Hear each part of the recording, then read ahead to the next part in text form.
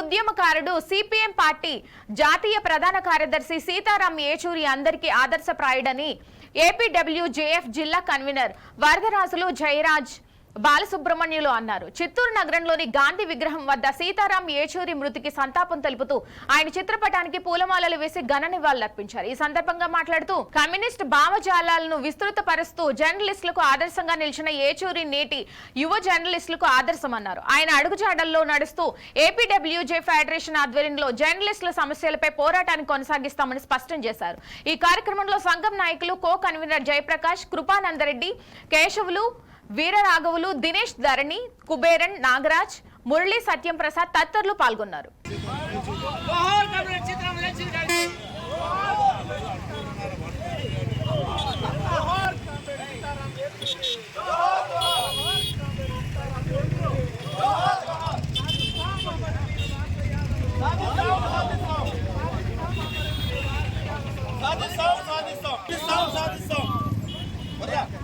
వామపక్ష విప్లవానికి ప్రత్యేకంగా నిలిచిన ప్రవృత్తులు సీతారాం ఏచూరి గారు మృతి ఈరోజు మన భారతదేశానికే ఒక తీరని లోటు. ఒక తెలుగువాడిగా దేశ ఖ్యాతిని, కమ్యూనిస్టు భావజాలాన్ని విస్తృతం చేసిన సీతారాం ఏచూరి గారు మనందరికీ ఆదర్శప్రాయం. ఆయనను మనము ఆదర్శంగా తీసుకొని మనందరం కూడా మన విప్లవ భావాలను ఏ విధంగా ముందుకు తీసుకెళ్ళాలి అనేదాన్ని మనం అందరం కూడా చూడాలి. సీతారాం ఏచూరి గారు ఒక వామపక్ష నాయకుడిగానే కాకుండా ఒక పత్రిక ఎడిటర్గా కూడా పీపుల్స్ డెమోక్రసీ అనే పత్రిక నడిపారు. ఆ విధంగా కూడా ఏచూరి గారు మనందరికీ ఆదర్శంగా నిలిచారు.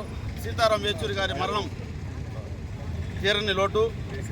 పత్రికా రంగానికి ఆయన చేసిన కృషి ఎనలేనిదని జర్నలిస్టులుగా మనం ఆయన్ని గుర్తు చేసుకోవాల్సిన అవసరం ఉంది.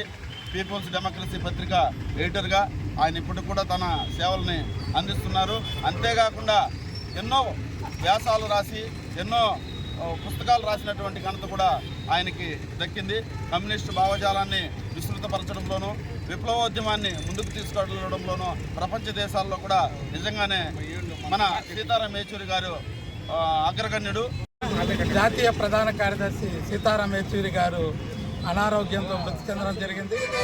భారతదేశంలో కమ్యూనిస్టు ఉద్యమంలో తెలుగు రాష్ట్రాల నుండి కమ్యూనిస్ట్ పార్టీ జాతీయ ప్రధాన కార్యదర్శిగా ఉన్నటువంటి వ్యక్తుల్లో పుచ్చలపల్లి సుందరయ్య మొదటి వ్యక్తి అయితే సీతారాం ఏచూరి రెండో వ్యక్తి.